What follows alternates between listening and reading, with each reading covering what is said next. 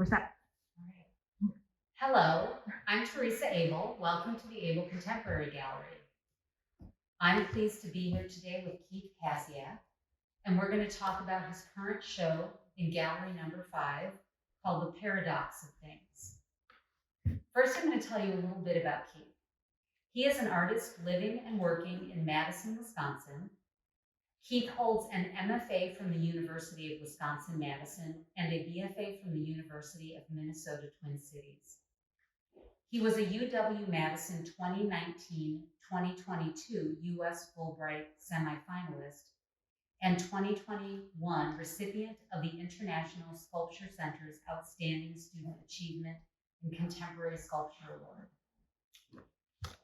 His current show, The Paradox of Things, mines ephemera and vernacular of the human experience to emphasize and explore the thingness of objects and materials.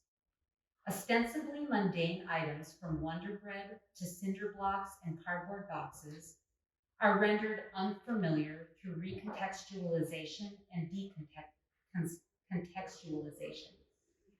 The mundane becomes both menacing and magical as each uncanny instance reshapes the object and estranges our perceptions through an unfamiliar lens. Kaziak conjures object and material associations rich in consumer and visual culture, references that recall a surrealistic tableau and 21st century Venitas-esque landscape, revealing our precious nature and relationship towards the world. Through this process, Kaziak's sculptures often contrast with farcical innuendo relating to conversations concerning consumption, the environment, and labor. Thanks for joining us, Keith. Thank you. I was zoning on the disco. On the disco anvil? Yeah. Yeah. So the first time I saw your work was your MFA show, which also featured the disco anvil. And it's beautiful and funny and intelligent. And so let's start there and talk about how that came to you.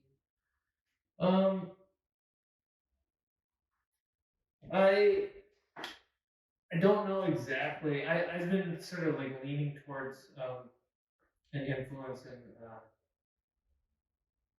cartoons and just sort of the way that there's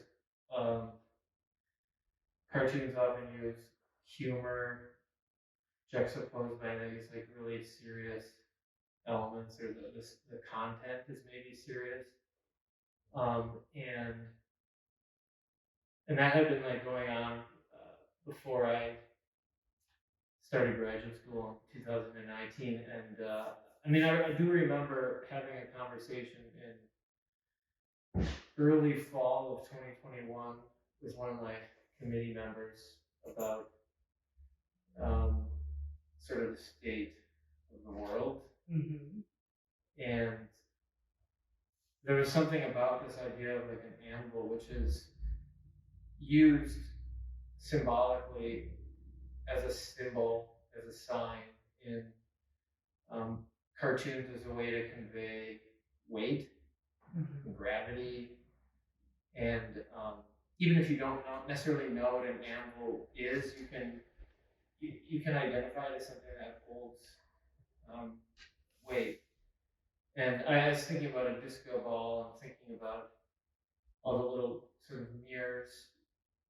What that sort of conveys is sort of this energetic space to let loose, to kind of get rid of all the things that are kind of going on. And so I like bringing these two things together, it just sort of made sense to me in terms of the way that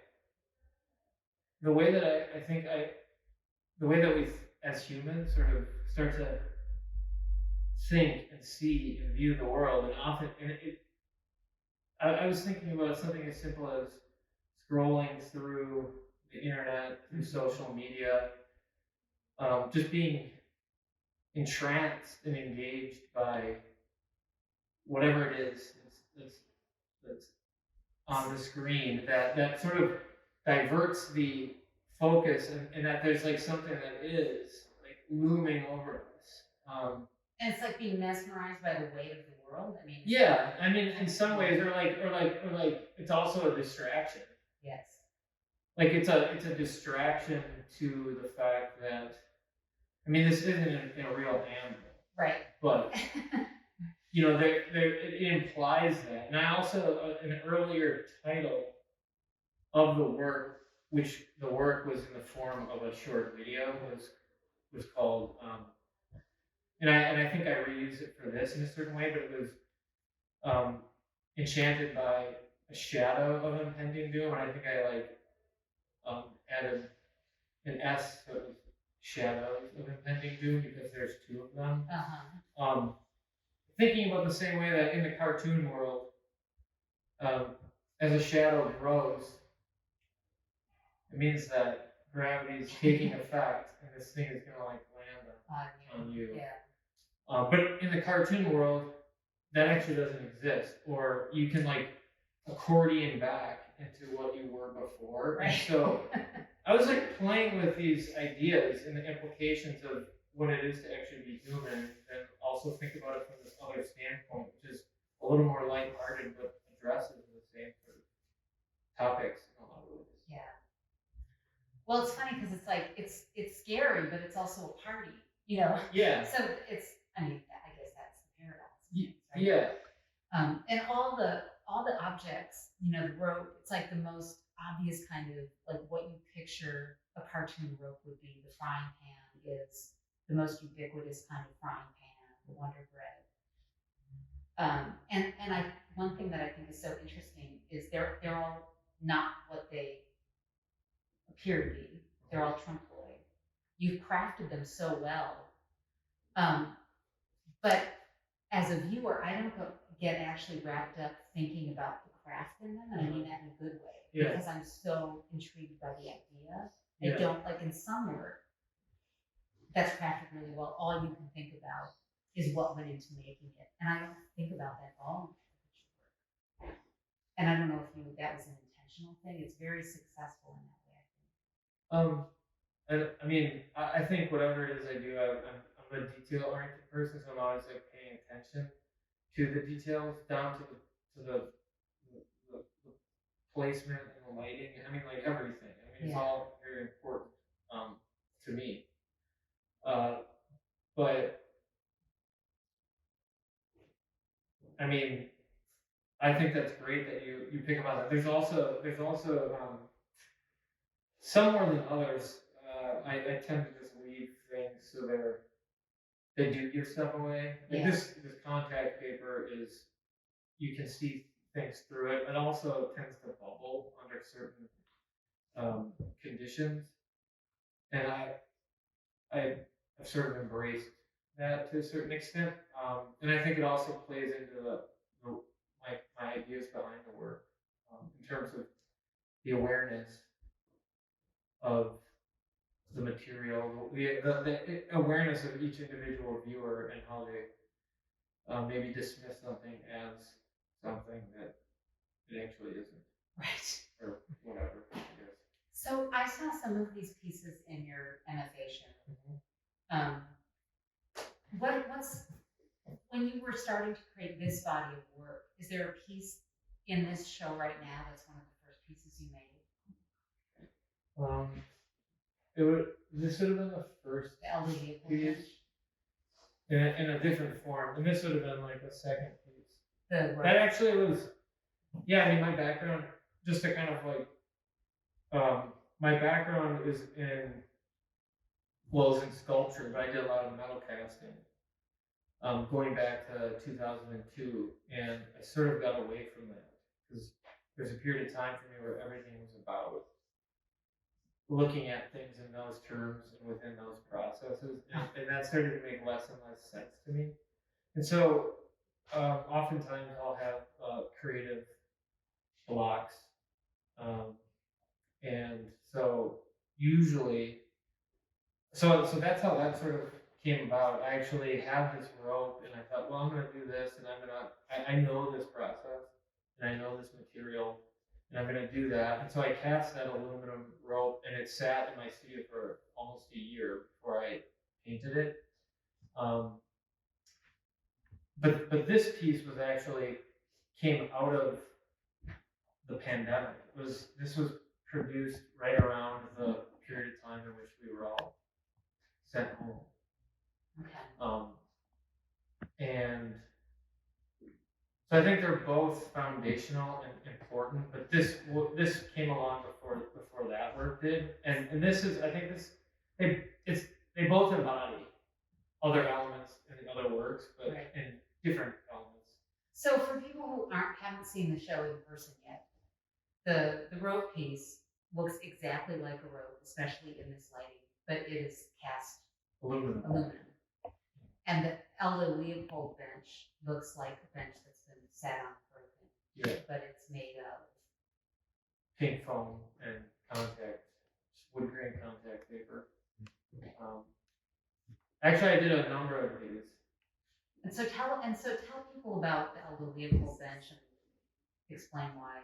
Well, I wanted to include this in this show because people that live in and around Madison and the Driftless region, for the most part, and I shouldn't make this assumption, but I would assume that most people that have been here for a while have seen an Aldo Leopold bench, and also identify that with Aldo Leopold, yeah. who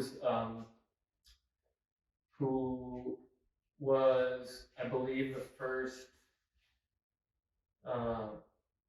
He was the first person that he was. I believe he was faculty here at UW Madison, but he was also linked to the Forest Service, and there's the Forest. I believe the Forest Service facility, which is on the west side of campus, which he was involved in that, and he was environmental conservationist. Right. But he's got a checkered early history too. He hadn't always been a conservationist. So he actually was. I didn't know this. Yeah, he was a park. I believe he was a park ranger. I could be getting the title incorrect, but okay. In New Mexico, before taking his position, and taking like a new stance on the environment, that we all know him for. And the story is, it's actually I believe it's written about, and there's also a documentary, something about like the green flame. It's something green flame, but what he did was he killed a female wolf in New Mexico as a ranger. You know, they're eradicating it to pests, and this is like a topic that comes up now, even in this state too, in terms of like managing wolves and livestock and those sorts of arguments that happen. And he said that in that moment when he killed the animal and he saw that, like, that transformed him. And so it was about the relationship that he was having with the environment around him that sort of changed. And I think he came to this point where he realized that one needs the other. I mean, and this is like, I look at all the stuff that I use. I mean, I'm aware of environmental issues and stuff like that, but I'm using things that are going to be that are not very good for the environment. That's why oftentimes I try and source them out of dumpsters and stuff as much as possible, or I reuse them. Right. Any artist, I think, I shouldn't say any, but most artists are going to have a tough time not, using things that are in effect not good. No, we use a lot of like solvents and chemicals and even paint. Petroleum, but no, I'm a painter, like plastics, petroleum products, byproducts, and those sorts of things. And so, so this is like a symbol that we all know. It also is. It's a simple design. It's a minimalist design, and that's like sort of transports the type of work that I make is pretty reductive and like simple in its execution, minimal amounts of material. It's about observation. So most people would sit in as a backrest. So if this thing was Not Was it broken? You could use it as a backrest to observe nature. But another thing that you can do is that you can actually like slide your legs through the gap that's created between the seat and the backrest and prop your elbows up.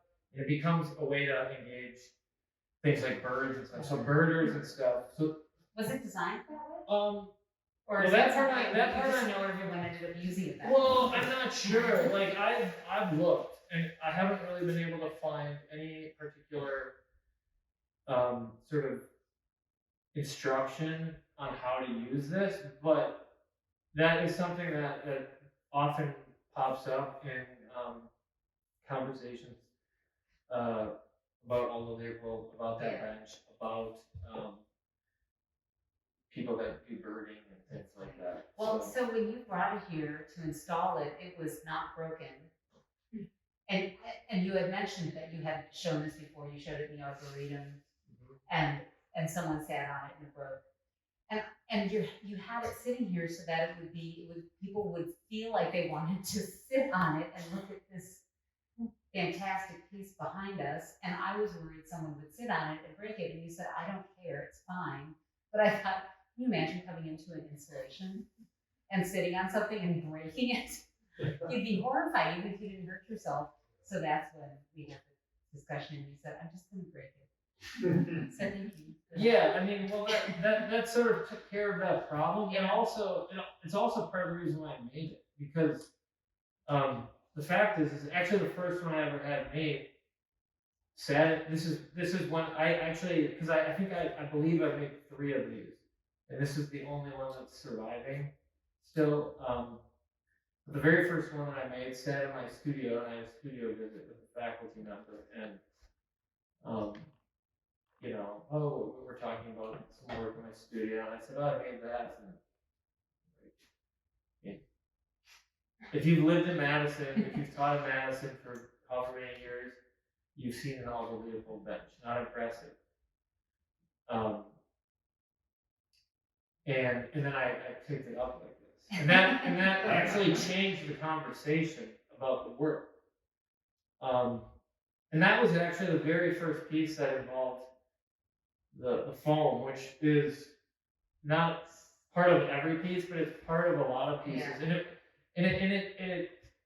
It started the question is, how do I engage my audience so that they can first sort of receive it as a bench, and then upon closer examination, which you want your viewer to do, then this is why I leave these little subtle hints, but it all, to get them to the next step. But also it's unfortunate too, because then you start to critique the audience sometimes, and you're like, well, they didn't even see that you can see the Pink Panther's face on the bench, or these bubbles, or whatever, or just like the inconsistencies in the wood grains. Well, it's not natural. Something that happens with some of the pieces in this show, I mean, some I think are more obvious, that when you walk in and there's this plank with a saw cutting through the wood, and then what looks like a concrete block piece sitting above it, you kind of think right away, like, okay, that can't really be happening, because they wouldn't do that. It is, though. But it's not. Okay? It is. But there's things where I've talked to some people about how realistic everything is. Like, I know that there are some people who think that that is a piece of bread. It's an amazing piece of bread. And I know, and they're not thinking like that just wouldn't, the bread would do that for a minute, and then it would all soak up. And the frying pan, like, I've talked about how realistic everything looks, especially with the lighting, and I've said, and I remember the first night, because we take them out at night of the water to keep the water clean, and so anyway, it's just a gallery maintenance thing. But when I picked it up, it was so interesting, because your eye does think like, this is going to be a cast iron frying pan, and it's not. And I was talking to someone about it, and they said it's not a real frying pan, and I said, think about it, would it float?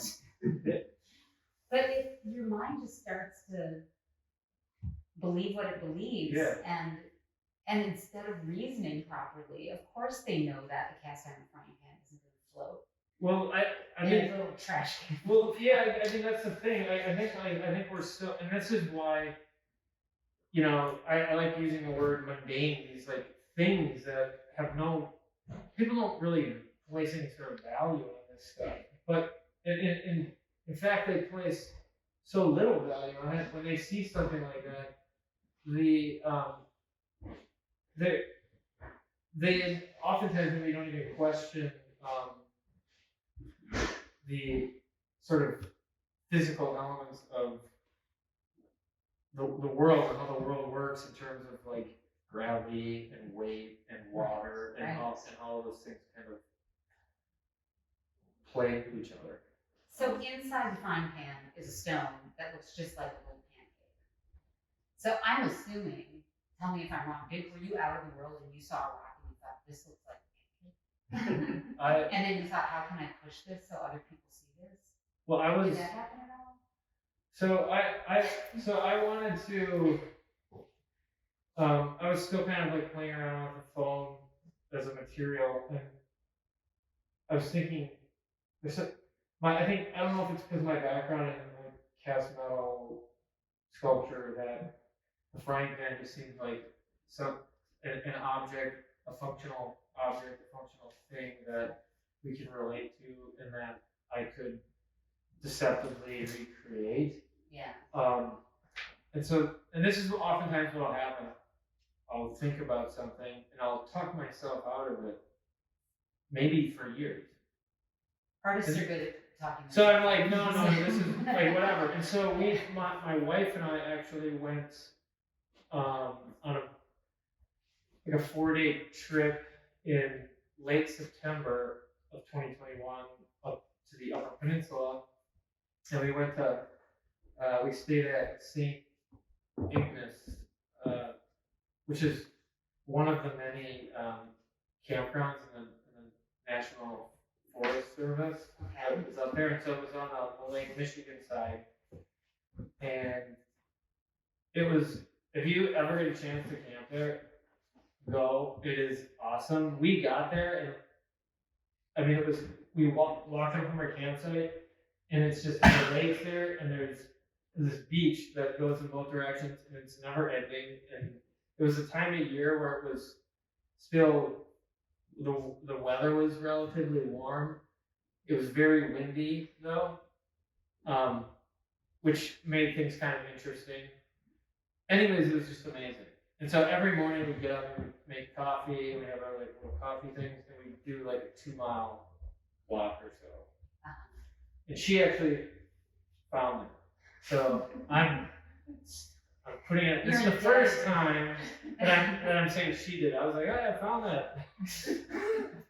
Because now it's recorded. So. Yeah, so now it's like out there. But so. And did she? This looks like a pancake. Yeah, she picked it up. She said, "Oh, this is a pancake." And I think I can't remember if that's what we were gonna make, but I at that moment too, I said, "Well, I had this idea of doing like this cast iron pan because I also have I don't have a big collection, but I have a number of Dutch ovens and different things that are cast iron because I like cooking with that and I understand how they're made and I appreciate that. And so that's kind of how that came about. But then it was a pan with a rock in it, and this was the dilemma. I mean, that's what all of these things, in a sense, became. Same with the bread actually. There's a toilet roll piece too. That was just like a roll of toilet paper. And I'm trying to think. For the life of me, I can't remember exactly how water sort of came into my brain.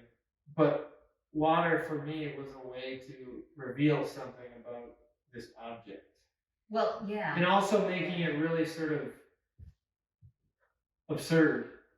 It does, and it's the one thing, because if these things were just sitting on pedestals, you would really, really just think, that's a frying pan, and that's a piece of bread, and that's a roll of toilet paper, because they're so realistic looking. Again, especially in the lighting. So yeah, it's a funny thing, and so you're almost like, see. Yeah, this is the question that was being asked constantly. Like, well, I mean, how do I know? Well, so what? Well, I mean, um, and water for these pieces, for that other piece.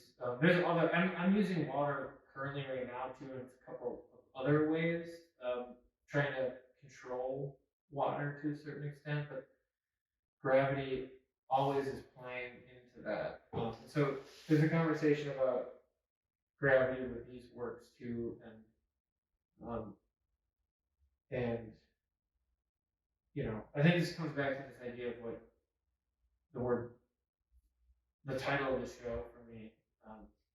On one hand, was just like I'm interested in things, the generic term of things, whatever that is. Oh, look at that thing on the ground, or whatever that means. I think on one hand, I thought it was just sort of kind of like a cool, sort of simple title that was really open ended. But the idea of like a paradox, I think, is relevant to much of my work.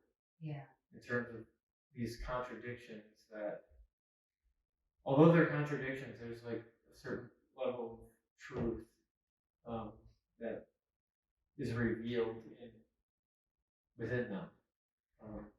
Yeah.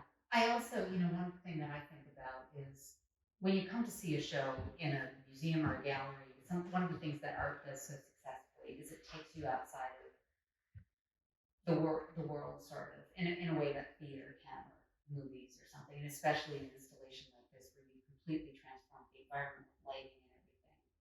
So you kind of leave your day to day. It changes the way you think about things. And I mean, that could be, if you just walked around the gallery and you saw a landscape painting, it might change the way you think about the world. And you go back and you drive home and you think like, oh gosh, look at the world around me. And it makes you think differently. And in the case of this show, you might go outside and really think about things, like all kinds of things and the most mundane things. And it changes your worldview in a really interesting way when you step back outside into reality. Yeah, I mean,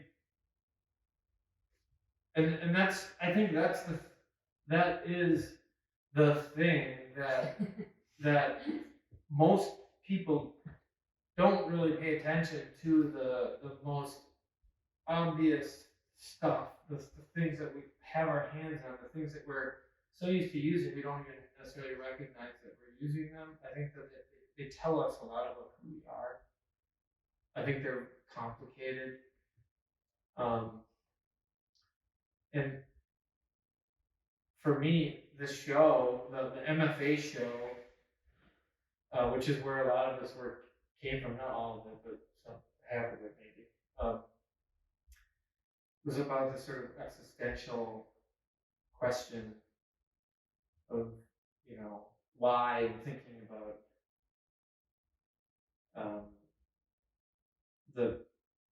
I was really interested in like the idea of like the human condition, but also how that related to me as an artist, and how, as an artist myself, I sort of feel these are the things that I know, and these are the things that I'm tuning into. These are all carefully considered. I'm not just selecting something out of the blue. I mean, there's like, and I don't even necessarily know what that is, but there's something that draws me to just these very simple elements, and then to kind of think about them in a phenomenal way. Yeah. Yeah, I don't know.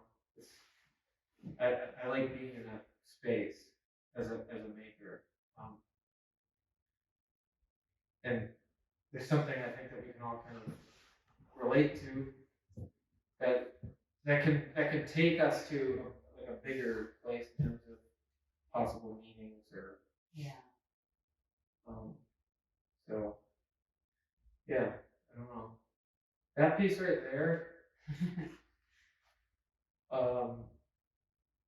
That was actually the last piece that I made for my thesis show, which was titled "Rule Number 8: Don't Look Down," which is one of the 8th of 9 rules that Chuck Jones put together when he was creating the Roadrunner cartoon.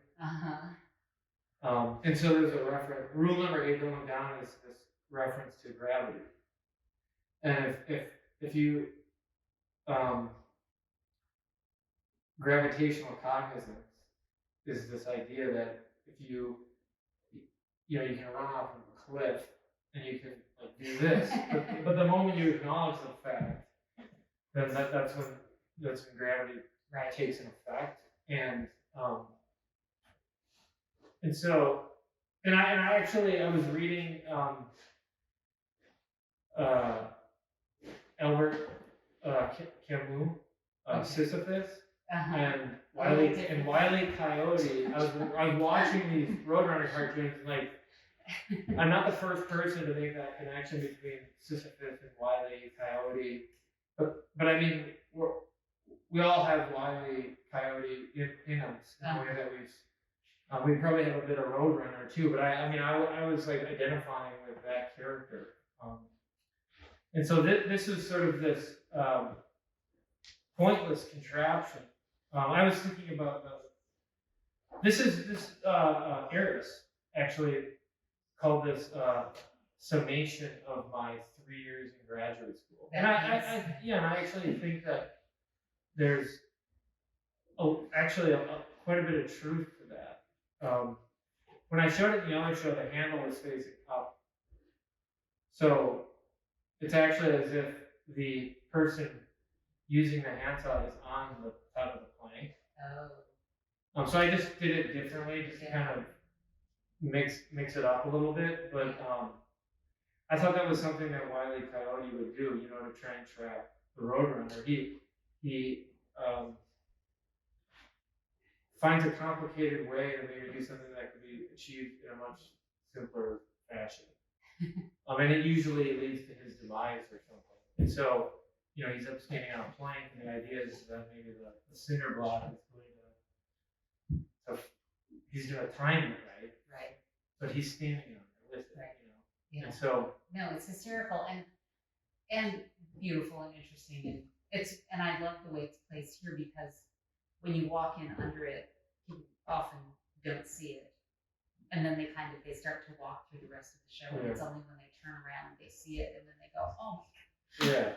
So you have this like, I walked under that, and then you think, wait, no, can't be what I think it is. Yeah. And that was what I was imagining when someone walked into the space. They're not naturally look up, and it would only be a certain point in this area when they look back that way to see it. Well, then all the spotlights, allude to theater, and so it clues you in full weight that this is all just. Yeah, there's this element of like high drama. I like humor. I appreciate humor. I use humor. But these works are complicated for me, and they're actually once you get past like these sort of visually funny things, they're much deeper for me. Yeah. And I don't know. That's not how they have to be read. That's just how it is for me. I hope that I appreciate artists that use humor to bring the viewer in. Well, I think that this work does that really successfully because the show's been up for a while, and we hear people coming in and engaging with us, and they're completely fascinated and charmed actually, so that they want to keep coming in and digging deeper into it. Yeah. I think you have to do that. It's really important sometimes. We forget to leave an entry. We get so caught up in our own thoughts, we don't leave an entry for the viewer. Well, I think that's the most important part for me. Because there's a major, just in terms of the art world, as an artist who's participating in the art world, I see like a lot of complicated issues that aren't addressed and that affect me and affect all of my peers that are also making work. And we're not even talking about the people that we're supposedly making the work for. And I think that there's still some challenges with this work too, in engaging, a particular audience. But You're welcome to come in. yeah, feel free. Yeah. But I think that's one reason that I choose these objects as symbols or signs, because I'm actually really accustomed to them. So I'm interested about making authentic work. So whatever that, I want to be able to know something about the topic that I'm thinking about. I mean, I think as an artist, I think that's probably the most important thing. If you're not making something authentic, then, and the way that the art world works in a way that there's always these like trends that are kind of coming, and people grab onto that, and some people can ride those things out, and a lot of people can't. You can't lose an authenticity. So this is me. Yeah. So that's well put. And before we open it up for questions, I think we're sitting here in front of this piece, so I think we would be remiss in not talking about it. Yeah. And it's different. Is there anything? Yeah, it is different, but it has that juxtaposition and that contradiction. Yes. So there are 776 dollar bills. Yeah. All strung together. And they're actually dollar bills, like everything else in your short boy. They're not. These are. And then you've constructed a flag. Yeah. With a cool stain. I like that stain because it. I like to say that this. I don't know this for a fact, but I should reach out to the Guinness Book of World Records, because I would say that this work may have been touched by more people, more participants than any other work in the entire world, besides maybe some ancient Rome handrail that people like. But I mean, like, really, I mean, like, thinking about like this when we talk about things that are known. This is something that's known. I think we carry less of it in our pockets now, but we do the things we do because whether we like to or not, in a part because of this material. Right. Yeah, I mean, is there any specific sort of question or thought that you want me to address, or just? So the title is? I titled it, okay, so there's always these like subtle changes. This work is actually the oldest work in this space. I've sewed this together in November of 2017. Oh. And I intended to take it apart because I was going to take some pictures. You needed the cash. I needed the money.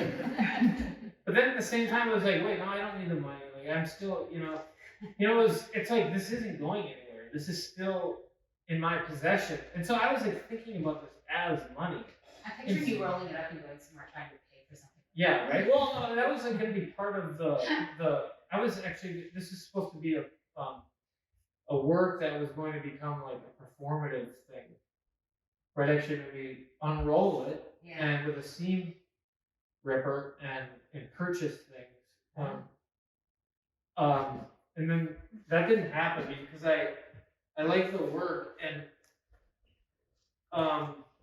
this is like one of the pieces that doesn't, I didn't realize it, but it just like takes on another layer of meaning. It like has a lot of baggage that comes with it, more so than a lot of the other works, because it's always a topic, and just in terms of the world we live in, the systems that we live in, the politics that we live in. And so I didn't take it apart, and there's $776 bills by accident. It was an accident. It wasn't intentional. There isn't like an extra one. And the title I just went off this idea like 776, and the word one on the back of the note repeating that in quotations or parentheses to sort of like 1776, and the flag kind of plays into that, and thinking about, I don't know, what freedom might mean. Some people look at this. I mean, and this is the thing. Like you can draw a line, and you can have these polar opposites, and you can have all these people in between with slightly different views, and this is going to get some kind of a response. Some of like a positive. Right. Yes, this is it, and other people are just the symbol of capitalism. Yes. And so, and I mean, that's the one thing that I knew doing this. So this is my one nod to the formula that the artist Tom Sachs has developed, which is 1 + 1 = 1,000,000. So it's like taking these two things and bringing them together. That was my one success in using that formula. I think that's essentially all this is. That's what that was. That's simple. But yeah, I mean, I don't know. I just had this idea about wanting to do this sort of monochromatic flag, and the thinking about myself as a worker earning the money, and then thinking about the act of this as like a form of labor. And those earlier ideas of, oh, I need to take this apart because I need this, and then thinking about it as something beyond money. And now when I look at it, part of the argument, like people are like, oh, money. Well, I mean, whatever. If this was a solid bronze, yeah, I mean, it's material. Right. There could be X amount of $1 bills that go into purchasing that material. So at a certain point,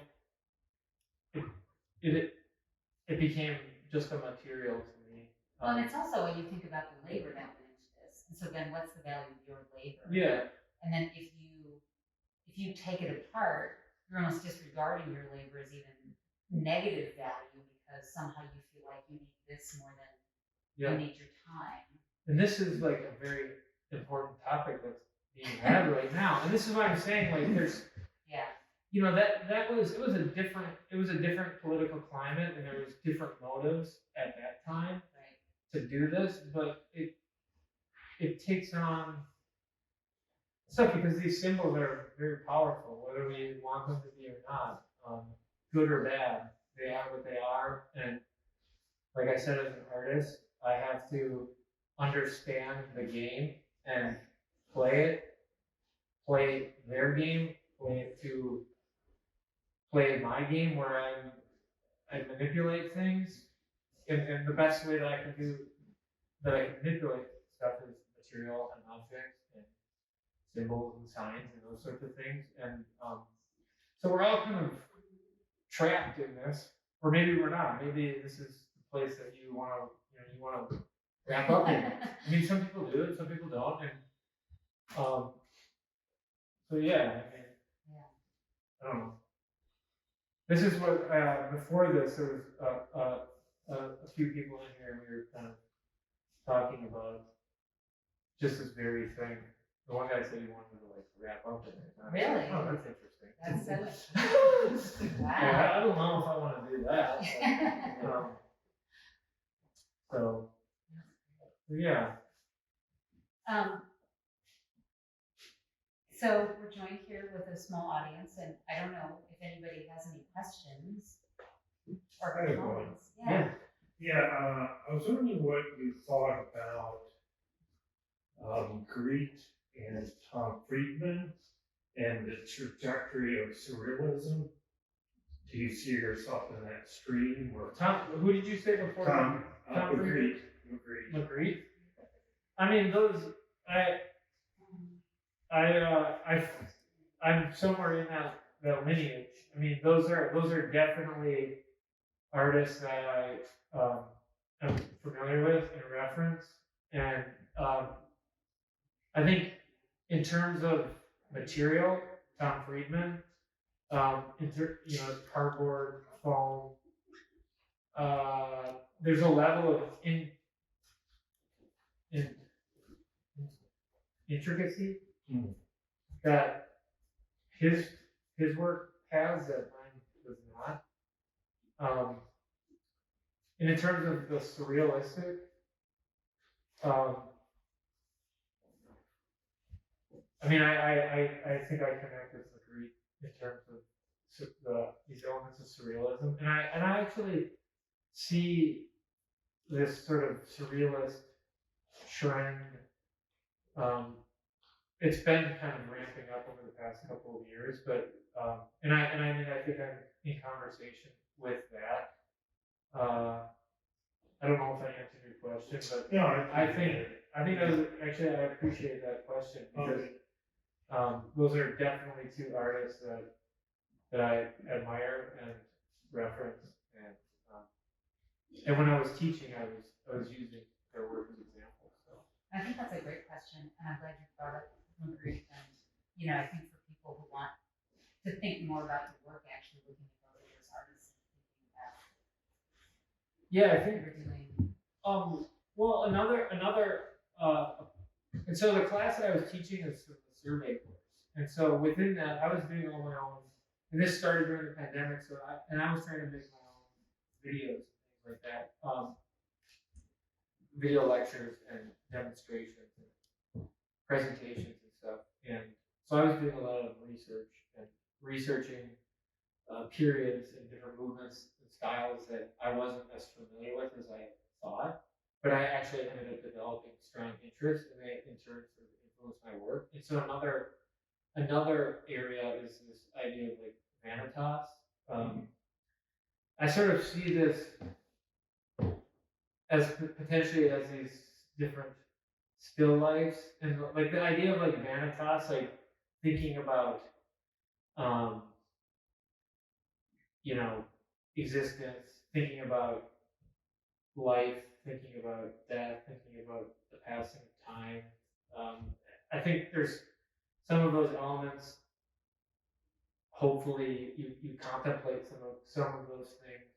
Maybe not. Maybe you will after this conversation. But so there is on top of these artists, among others, and like I said, among like the lowbrow cartoons, also there's I'm a reference person. So I would actually, I think a good definition for me is someone who I'm a research-based artist. So whatever it is, like I really dig into whatever it is that excites me.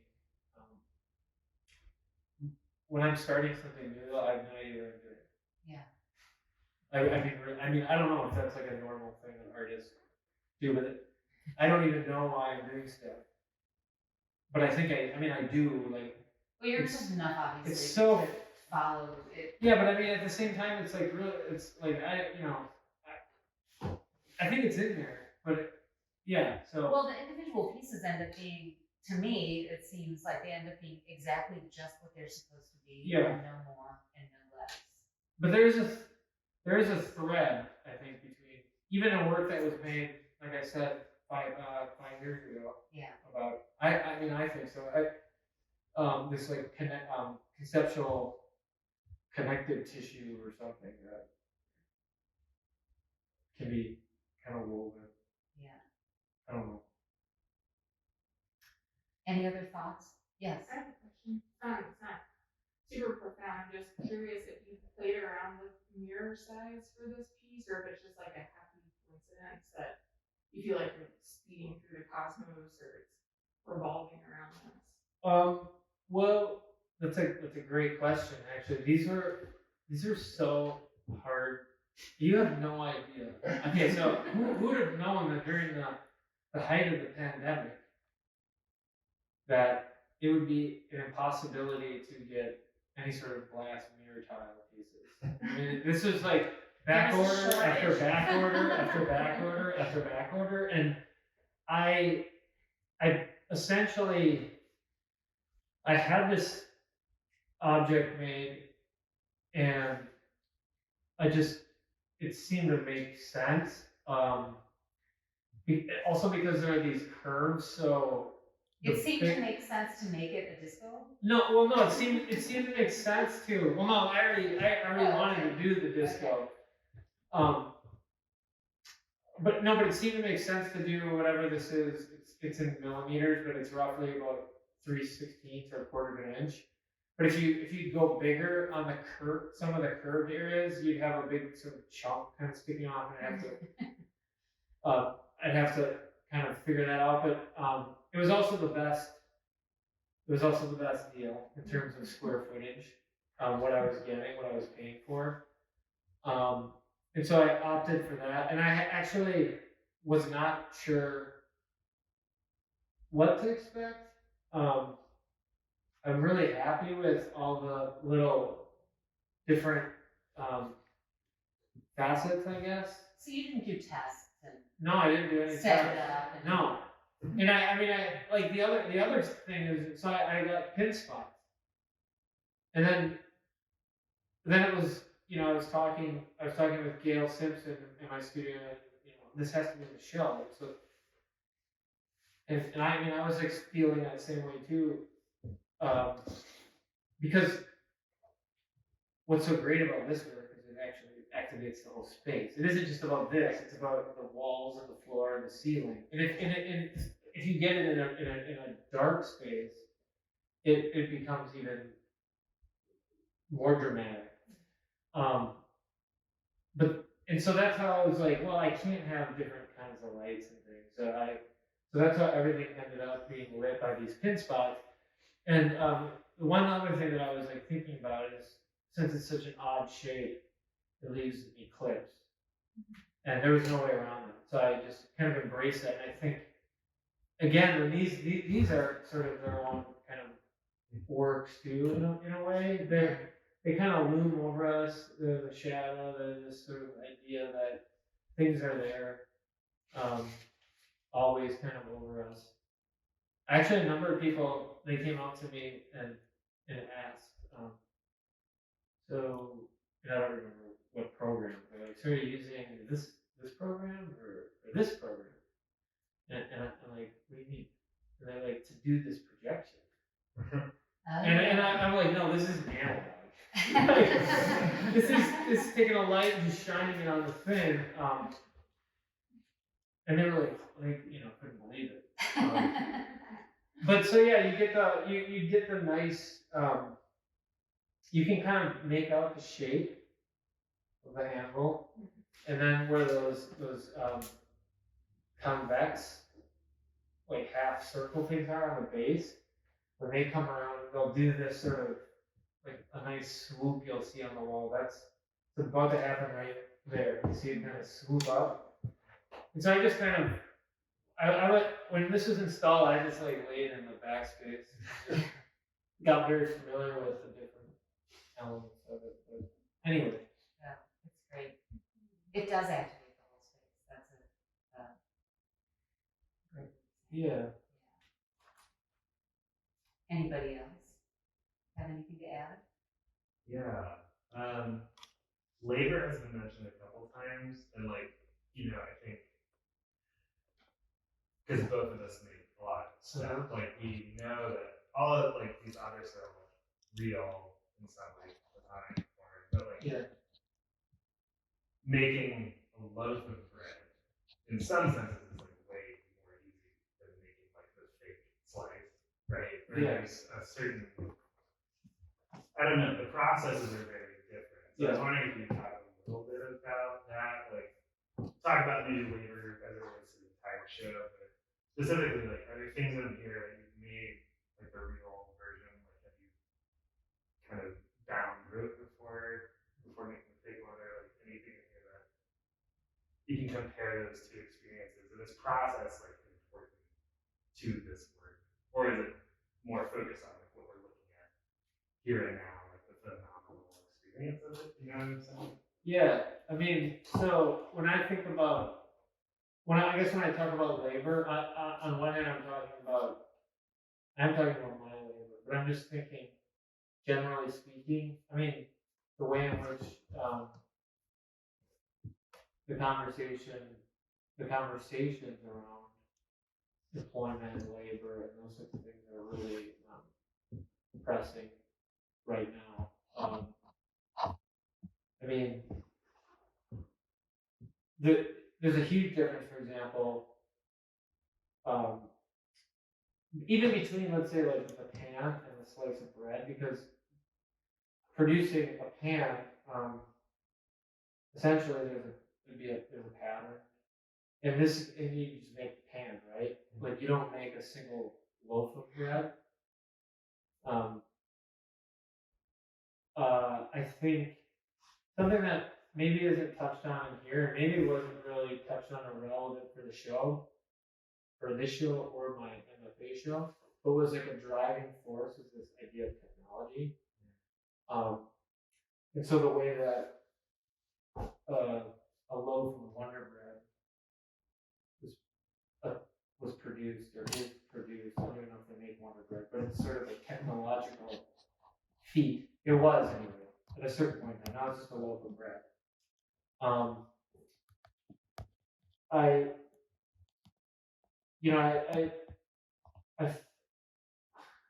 That's an interesting question. I don't know if I can give like a straight answer, but I mean, those are things that I'm thinking about. Like I guess like pulling out like a single loaf, and referencing the Wonder Bread as like a notion to wonder, to consider, to contemplate. I guess what's happening here, but also kind of just contemplate the world in a way that I think most of us don't, even I don't. In terms of producing that, it's like, in terms of my labor, I'll just tell you how I arrived at that. I just drew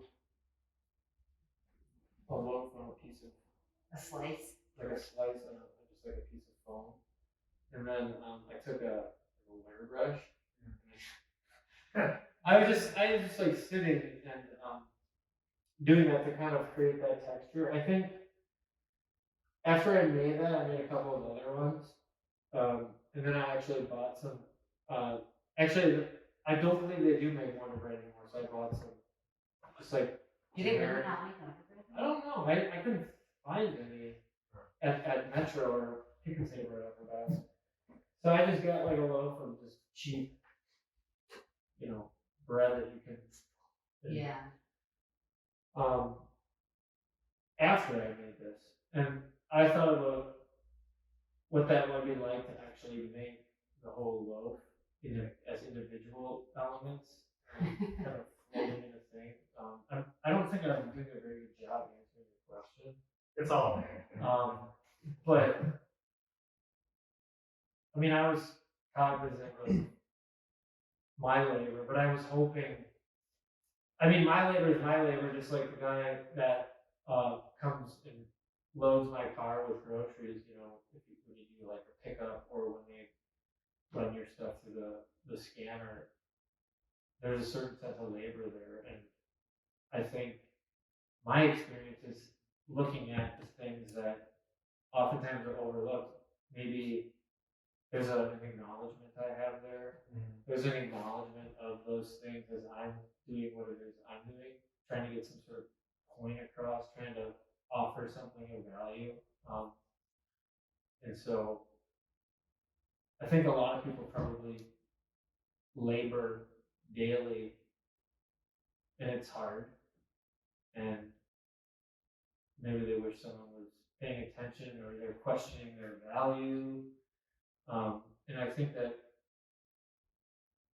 I don't know, I think that this is about labor, it's about value, it's about looking at the things that are right in front of us, about acknowledgement, about awareness. So in a weird way, I think maybe I sort of answered the question, maybe not too, but but yeah. It also, I was just thinking, as we're, you know, really, really narrowing in and discussing this single slice of Wonder Bread, I don't know how Wonder Bread is manufactured, but I'm assuming there's no reason. Like the reason bread is shaped like that is because there's a pan and then It like bubbles bubbles up. over. But I have a feeling Wonder Bread isn't baked like that.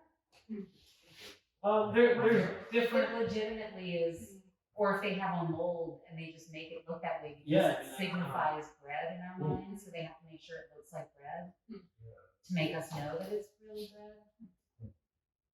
I don't. Yeah, no, I mean, You know, well, these are the things that we have to negotiate. I mean, really, it is really that simple. It's and Tom Friedman does this. You know, he did like a 3-foot loaf of bread on the wall, made of styrofoam. And so we understand what that is, or we think we do, and so then we can be sold these sorts of things like, well, we'll make it like this, but it's actually not that at all. I mean, there's the thing with the meat, you know, where it's like plant-based, but and it's kind of interesting because it's like, I mean, I've had this conversation and someone was like, well, you know, people, I'm trying to remember what they were saying, and I was like, okay, I get it, but you don't want to eat meat for whatever reason you have, and then you'll want to eat something that looks like meat. So I like, plus, I mean, there's ways that we are sold things. Right. And all the time. It's actually really smart if you care about people eating less meat, tricking them to make them think it looks like meat is actually well, what if we didn't tell them it wasn't? really smart. I mean, people might not even know. I mean, this is the thing. Natural, real, those words that are used, natural, real. I mean, those are for me. Those are words that I raise an eyebrow and I'm like, okay, well, why are they trying to tell me that this is natural? You know, because like their definition of the word natural is what they want me to think natural is, but it's actually, you know, something different. Yeah. And so these sorts of things kind of happen, and we all fall into it, myself included. Well, then you could walk in here, and then your brain starts to go, and you think, and then maybe we're just living in a simulation. Yeah. Well, there you go. Yeah, we might be, for all I know. Yeah. But yeah. So. Yeah. So thanks for blowing our minds. Yeah. Hey, I try. So yeah. If anyone has any other questions? Any other questions?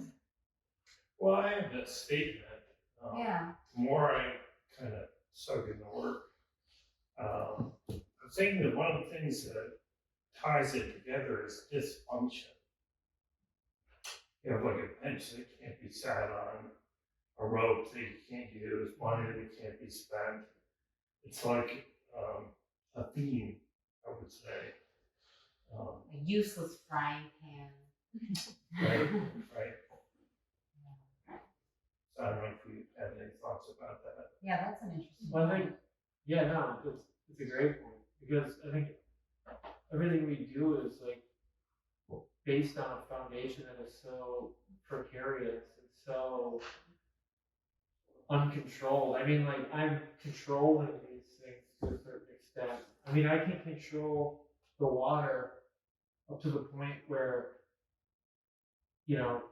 up to the meniscus, for example, if there was like full surface tension, but at a certain point I would lose control of it because things beyond my control take over, gravity, and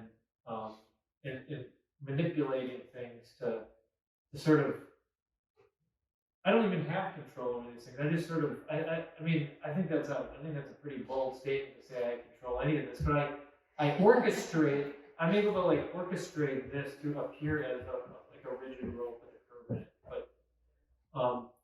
but I just think about how precarious things are. Everything is on a very tight and fine line that we navigate. And you know, I mean, I think that's, for me, I think that's what a lot of this deceptive, these elements that are deceptive also allude to this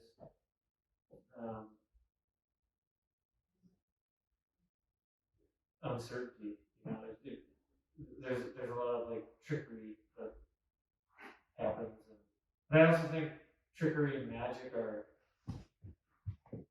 are not bad. I mean, I think, you know, I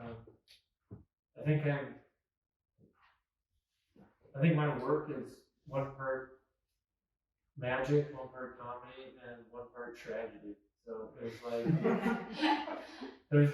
there's that's sort of the embodiment, I think,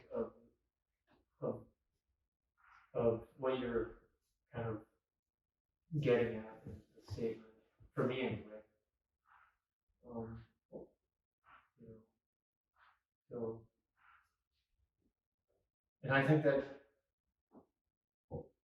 I think on a final note, I embrace that because I don't think there's any sort of way around it, and then I use humor to get myself through it in a way, because like I said, these are complicated things for me, existential almost to a certain point where you know, I'm really asking the question of, you know, why all these different things that happen to, you know, us and how we sort of perceive them and how I can kind of interpret those things through the materials and the objects that I make, and I don't know. Yeah, I think I kind of lost my train of thought. Sorry. Yeah. Well, thank you, Keith, for coming here to talk to us about this show, which is really intelligent and thoughtful, and you really transformed the space in a way that's marvelous. And I'm really happy to be able to be here in the gallery and spend more time with the work. Yeah, me too. So, for anyone watching the video, the show is up through September 5th, I think? No, September 4th. The other shows in the gallery are Pranav Sud, I Am Absolutely Absolute, and there's Painting Invitational, which is also terrific. And then this will be taped so people can watch this talk later. There's also a walkthrough. If you're not in the area, there should be a video walkthrough of the show and then some stills wall pieces with more information. But it's great, and I'm glad that you all joined us and asked such smart questions. Yeah. And